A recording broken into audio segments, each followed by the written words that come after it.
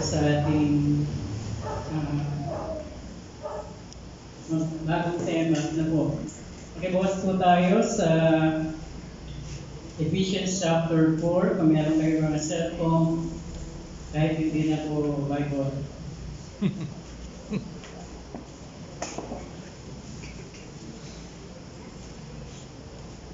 Ephesians 4:17 hanggang 24.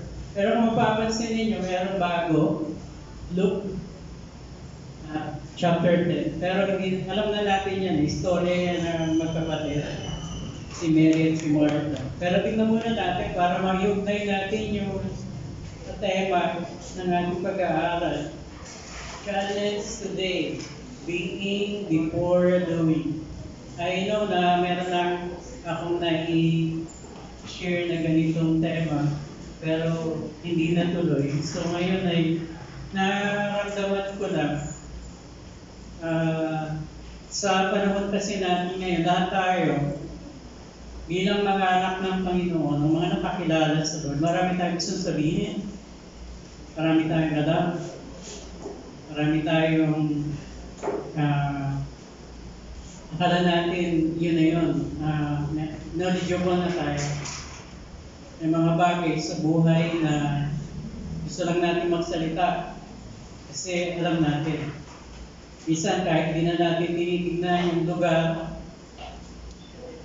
basta ang naramdaman natin ay sinishare na lang agad natin. Hindi po masama. Ang point lang is, yung being before doing.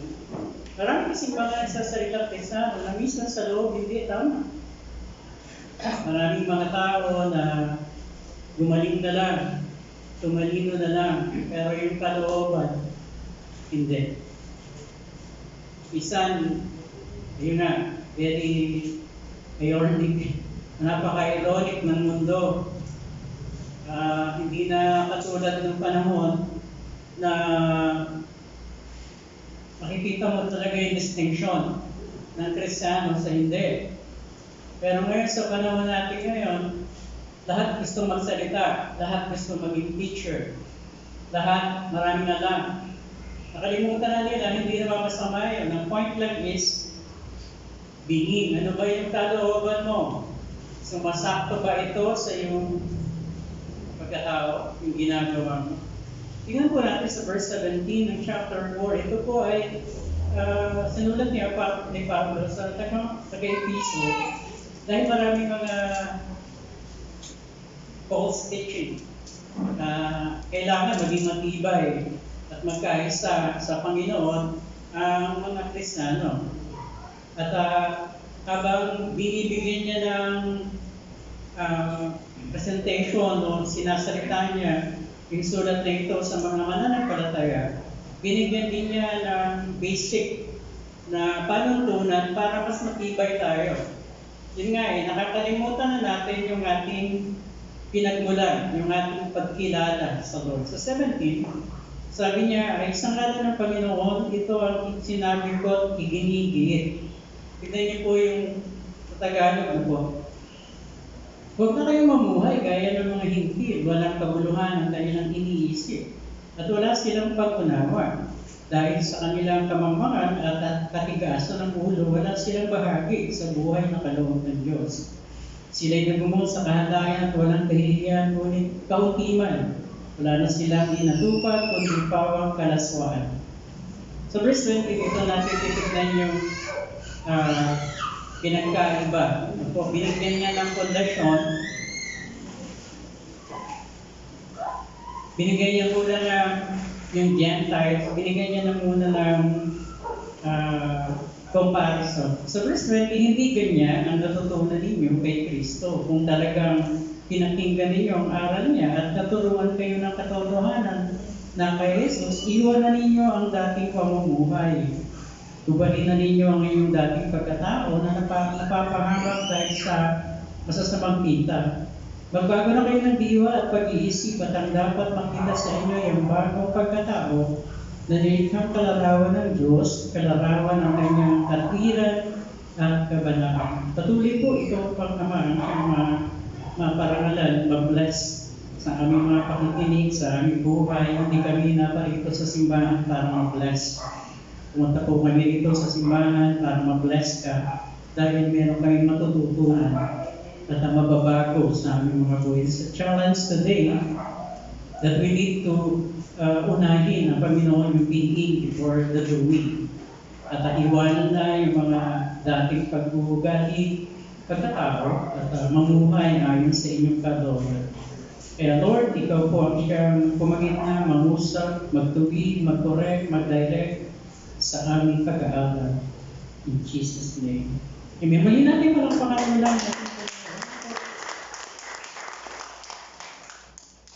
Mahalaga kasi ito. So yung Luke chapter 10, tingnan natin na po kasi yung being and doing may kaugnayan kay Martha at saka kay Mary. Alam naman natin yung storya nito. Na po, isang dumudulog sa Lord at isang gumagawa sa Lord. Kasi kalimitan nga, ito nga yung problema eh. We are so knowledgeable sa maraming bagay, marami tayong gustong sabihin. Hindi po masama yan. Pero ang point lang is, ano yung kamusta naman yung ating kalooban habang tayo ay nagsasalita. Ito yung panahon na tinitignan natin yung mga kamalian ng iba, mabilis tayong nagsasagawa, nagsasalita ng mga bagay na mga hindi tama sa mga tao, pero madali tayong hindi natin nakikita yung ating mga sarili. So, ngayong umaga, it is a challenge again. Maraming dapat na maging tema sa simbahan ako bilang tagapagturo. Hindi po ako nagmamagaling. Wala po akong alam. Ang Lord ang tinataas ko sa buhay ko. Kasi kung hindi naman dahil sa Kanya, hindi ako makakapagsalita o makakapagturo. Ang kaalaman ko ay galing sa Panginoon, hindi sa akin. Ang nagiging problema kasi natin sa panahon nga natin ngayon, yung lagi na lang, parang ang laging nakikita, pero yung sarili niya, hindi. Yung tema, marami, pwede natin pag-usapan, pero paano natin naayusin ang ating pamilya kung mismong tayo hindi maayos? Kahit na magtema ako na magtema para sa pamilya, magtema ako para sa sarili, o para sa kabuhayan, pero kung ikaw mismo, bibig lang ang ginagamit mo, pero wala namang nasa loob, walang kwenta eh. Kaya sabi ng pangitnang ating talata, sinabihan ni Pablo ang taga-Efeso, na hubarin na, at isuot na yung tama, hubarin yung mga dati, kaya nga yung being muna eh. Pero napapansin ko, sa dinami-dami ng taga-taga ng mga tao sa simbahan, sa pag-ikot ko sa Guro, Luzon, Visayas, Mindanao, napuntahan ko na. Isa lang yung takbo ng Kristiyano, pangkalahatan. Minsan, nagiging magaling na lang. Ito ba sinasabing kayo po yun? Ang point lang is, minsan, baka tayo. Minsan madali tayo magsalita, madali tayo makakita ng mali. Gusto natin maituwid yung mga mali sa loob ng yung comfort zone o kaya ng iyong mundo na ginagalawan. Pero ang point is, yung being mo, naiayos mo ba? Paano natin may tutuwid ang labas ng ating loob? Lagi ko itong sinasabi, kung hindi natin naayos ang ating being, naligaga tayo sa maraming bagay. So, nagsasalita ako galing sa puso ko. Kasi, ang goal ng tagapagturo, maintindihan natin na ang mundo natin hindi na katulad dati. Sana may tanggalin na natin yung mga bagay na, kaya nga itong sa chapter 4, beginning chapter 4 sa Ephesians, inumpisahan ito sa pagkakaisa sa Espiritu. Yung nagkakaisa sa Spirit, kasi regardless ng ating differences, regardless ng ating mga pagkukulang, regardless ng ating mga kasalanan, kapalpakan, pero dahil tayo ay pinagkaisa ng Espiritu, hindi yung tinitignan. Ang tinitignan ng isang body ay yung ating Panginoon. Ang point lang is, yung body dapat hindi nagtuturuan. Hindi di ba? Tama po ba? Yeah. So, liwanagin natin yung ating pag-aaral. We need It is a challenge today that unahin natin yung being before the doing. Madami natin gustong sabihin. Madami natin napapansin. Pero yung ating sarili, sana ngayong umagawa, pansin din natin. Amen. Amen. May tawag po ba? Amen. Tingnan natin sa English. Ang ganda kasing basahin sa English. But you have not so learned Christ. Hindi mo daw natutunan si Kristo.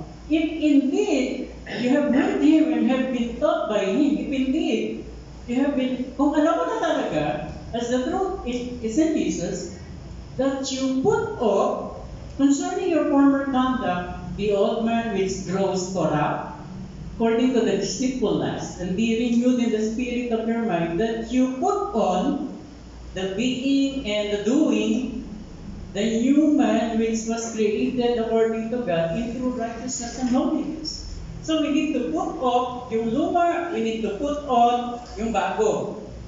Di lahat ng namin Kristo, basically, sa 2 Corinthians 5:17, tayo ay bagong nilalang, hindi na tayo yung dati. Tama.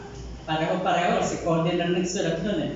Diba, pansin agad natin na binibigyan din ni Paul sa kanyang mga kausap sa panahon na yun, anong bang panahon? That was over 2,500 years or almost 3,000 years ago na ito ay nasulat. Pero hanggang ngayon, yung katutunan, yung lalim ng comprehension, yung pagkaunawa sa mga pinag-aaralan natin, namuuna pa rin yung doing kaysa sa being. And wala tayong magagawa. This is the noetic effect of our generation. Until now, during the past, hanggang ngayon, it is the noetic effect. Epekto ng kasalanan. Kaya madali tayong magsalita. Aligaga tayo sa maraming bagay. Gusto natin may ayos ito. Pero yung being, hindi. Sana bear with me kasi medyo mahaba ito. Mga 4, okay po na, 4. 4 minutes? 4 to 12. Kala mo. Pero tingnan din natin itong talatang ito. But the Lord said to her, kasi dumating si Jesus, ang dami niyang pinagaling, ang dami niyang ginawa, nag-ministry si Lord, kasama yung mga disciple, and then sa chapter 10 na ito ng Luke, sa umpisa pa lang, makikita na natin na sinend ni Lord yung 72 disciples. So, nag-send siya ng hindi lang yung 12, meron pang 72. So, nung sinend niya, and then nag-ministry na siya, and then, pagkatapos siya nag-ministry, papagaling ko ano yung mga ginagawa niya sa pag-ministry niya, dumating siya sa isang lugar, dito, sa bahay ni Mary at ni Martha. Ang dami niya pinuntahan, pero bakit binigyan niya ng pansin ito? Kasi malapit na sa puso niya. But the Lord, pagpasok pa lang ni Jesus, ano ginawa ni Mary? The being, di ba? The being muna. Lumuhod. Wala na siyang tanong-tanong. Di ba? Pag dulog sa Panginoon, umupo si Lord, si Jesus, naupo rin siya. Tinabihan at nakatingin siya sa Panginoon. Ganun niya kamahal yung Lord. And then si Martha, dahil may bisita, dahil kilalang-kilala na, this is our Savior, kalat na ating Panginoon yung dumating, dapat asikasuhin. So, ginawa ni Martha, nagluto siya ng pinakpet, galunggong, munggo, saka, Pansit. Pansit doon. Lomi. Tuyo. May tuyo. Tapos, nung nagluluto, sabi niya, hindi niyo ba napapansin? Bakit yung kapatid ko, nagaga ko dito? Bakit hindi kayo, eto sabi niya, nung tinatanong niya na, bakit hindi niyo utusan? Sabi ni Lord, but the Lord said to her, kay Martha, my dear Martha, you are worried and upset over all these things. May mali siya, dapat ayusin. Hindi, may mali din niya, dapat ayusin niyo. Hindi, yung ating maraming dapat na gawin. Dati natin pinapansin. Sabi ng Panginoon, kay Martha, you are worried and upset over all these details. there is only one thing worth being concerned about. Mary has discovered it. Ano yung ginawa ni Mary? Naupo muna, the being. Di ba, minsan tayo pag-isip sa umaga, dami natin pupuntahan, dami natin gagawin. At yung isip natin, multitasking. Nakaupo ka na lang, dami mo nang iniisip, nakarating ka lang ng Japan. Di ba? Ano kaya niluluto ko mamaya? Mamaya gabi kaya. Kasi kumain, dadalawin. Ang dami mong iniisip. May trabaho ako, magkano kaya kikitain? Daw, gulo-gulo na ng utak. Magkano kaya utang mo yan? So, we are so very worried about the details ng buhay natin. Nakalimutan na natin na ang talagang solusyon lang sa our being, not the doing. Hindi naman masamang mag-do. Kailangan lang yung be. So Mary has discovered it and it will not be taken away from her. Pagkada ng word ng ating Panginoon. To be, before you do, is as revolutionary today as it was when Jesus gathered the 12, 2,000 years ago, though perhaps for different reasons. Revolutionary nga. Yung being muna. Napakahirap na po. Bisita ko, si Presidente Bongbong Marcos, may dalang 3 kabang bigas kasi mahal ang bigas. Pagkatapos anong gagawin? Uupo. Siyempre magluluto. Di ba? Ang dami natin gagawin. Asikasuhin natin. Pero minsan mas mahalaga pa yung tao kaysa sa Panginoon. Mas mahalaga pa yung ginagawa. The core challenge that makes being before doing so difficult is that it forces us to come face to face with our false self. Di ba parang pino-project natin sa labas na tayo ay marunong, pino-project natin sa karamihan na tayo ay may natutunan, wala masama. Hindi naman masama yung natin pinag-aaralan eh. Kaya lang, hindi ikaw. Kasi, madaling sabihin yung mga bagay na itatama mo kung ikaw nasa tama. Pero ang point, hindi pwede kasing ganun lagi eh. Dapat maiayos muna natin yung ating being bago tayo pumansin. Pero dahil noetic effect, hindi mo talaga mababago. So, ano gagawin na lang natin? Mag-humble.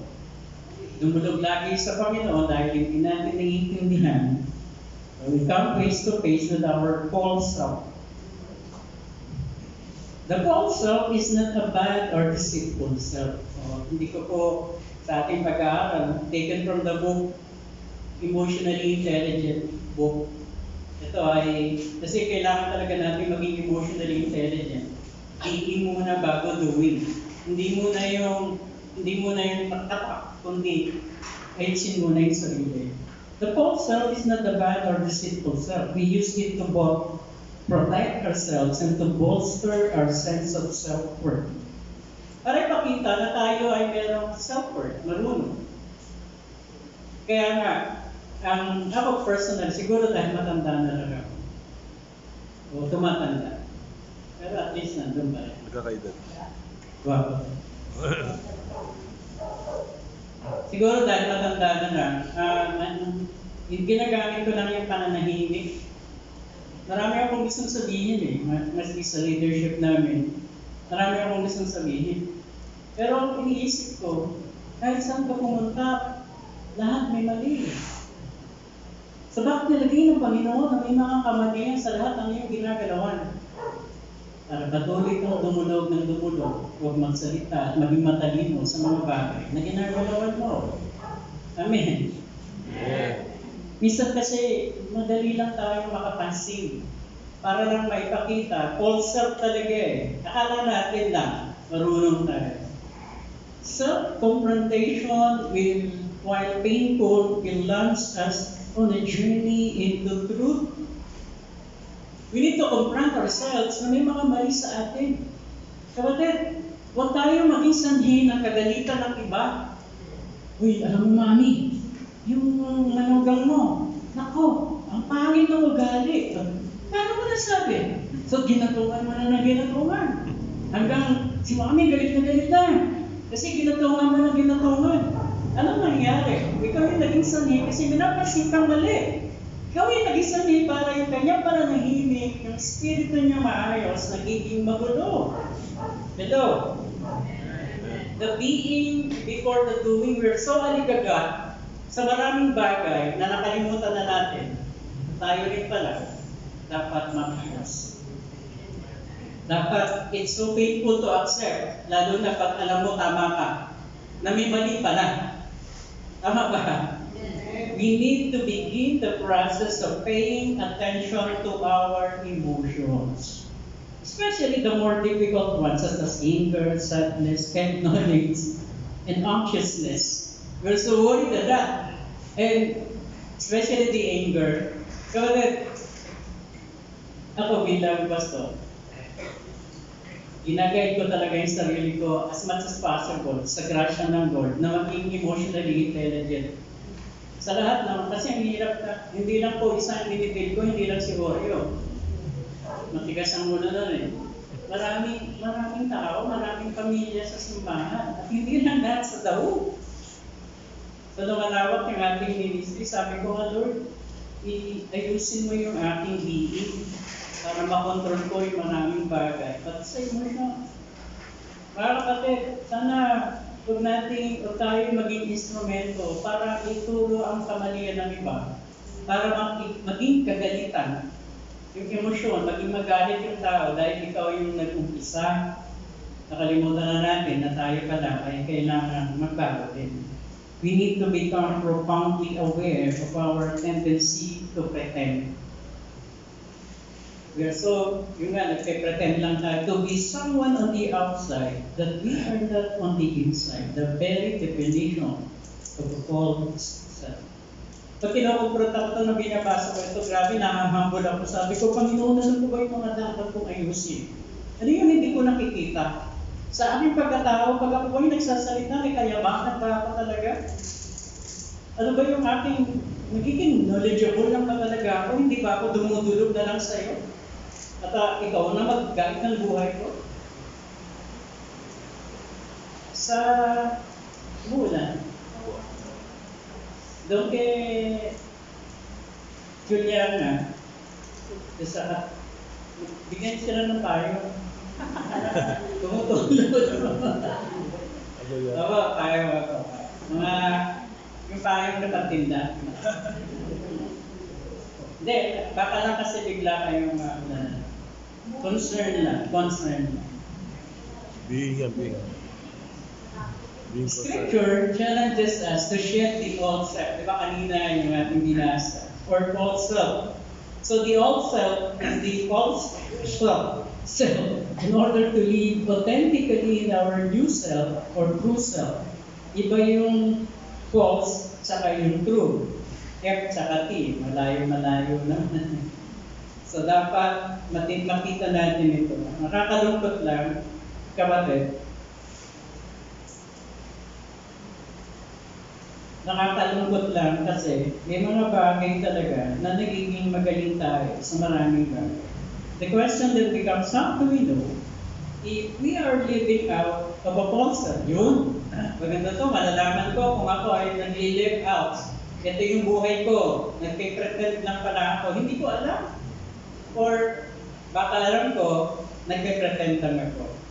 Or false self has become such a part of who we are that we don't even realize it. Maganda itong message na ito. However, the external behaviors of the false self are easier to spot. Self-protection, possessiveness, manipulation, self-promotion, and the need to distinguish ourselves from others. External to. Labas pa lang, makikita mo na yung nga, possessive ka, over self-protective ka, nagmamanipulate ka. Ikaw, trabaho ka. Huwag ka muna mag-ministry, trabaho lang. Kita mo yung buhay natin, ang hirap-hirap. Go, trabaho ka. So ikaw, anong kukunin mo pag-college? Nurse. Anong nurse? Puro nurse na lang. Maganda ka na lang, trabaho, huwag ka na mag-aral. Pag ganun yung mga false self yan. Or sometimes tinataas natin yung ating mga self. When we add, so yung mga false self na ito, when we add a religious layer to this false self, the challenge of dismantling it becomes even more difficult. Hindi na natin naiintindihan, ayaw na natin makinig. Basta alam natin, maayos yung ginagawa ko, nag-ministry ako. Maganda yung aking buhay, sumusunod ako. Pero dumarating tayo sa punto na minsan nakakalimutan na natin na kailangan nating bumaba pa rin para maintindihan natin na yung ginagawa natin hindi dahil sa atin. Gumagawa tayo para sa Panginoon. Diba dapat lagi tayong mag-humble kasi napakahirap talaga ng buhay sa mundo. The true self is the exact opposite of the false self. God invites us to remove the false layers we wear so that the seeds of true self He has planted inside of us can emerge. Kaya nga dapat pag tayo nananalangin, sabihin natin sa Panginoon, ano pa ba yung hindi ko nakikita? Ano pa ba yung mga hindi ko nauunawaan? Baka nagiging magaling na lang ako at dami kong nakikita mali sa sistema ng aking buhay, ng lahat ng ginagalawan ko, dami ko na nakikita. Pero ako kaya? Ano kaya ang aking style? Huwag tayo magtago sa mga bagay na hindi tayo. Mas maganda pang ibaba na lang natin ang ating mga sarili. Alam mo ang isang tao pag marunong. Gusto niyo ba malaman? Para malaman natin ang isang tao marunong, talaga may wisdom galing sa Panginoon. Nagsasalita lang yan kung kailan kailangan.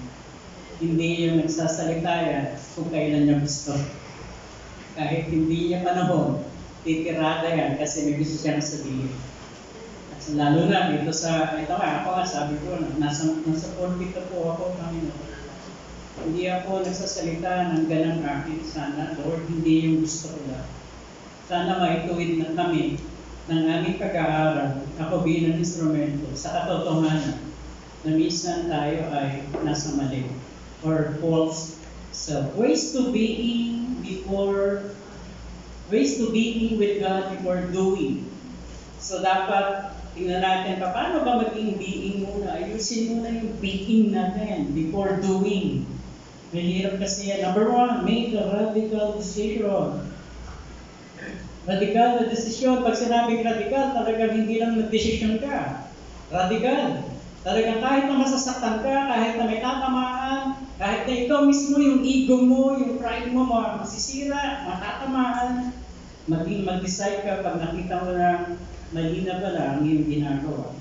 Nauuna na yung doing kesa sa being. But Martha was distracted by the big dinner. Sabi ko, luluto talaga siyang pakbet. Martha was distracted by the big dinner she was preparing. She came to the Lord and said, Lord, doesn't it seem unfair to you that my sister just sits here when I do all the work? Tell her to come and help me. Aligagang aligaga, wala namang masama. So again, hindi naman po masama. Ang point lang, nilalabas natin yung ating pretensions, yung ating pretending. Para hindi tayo napupulaan. Yun lang yung point dito eh. Kapatid, huwag tayo maging instrumento lagi ng mga kagalitan. Kaya we need to control our emotions kahit na may mali. Hindi po ako nagsasalita dahil magaling ako. May mali din ako. Pero dahil may mali ba tayo, kailangan na lang magsalita. Kailangan na ba? Ayusin na lang ng ayusin. Kaya nga tayo hindi napapansin. Faction sa simbahan. Minsan may mga kanya-kanyang faction.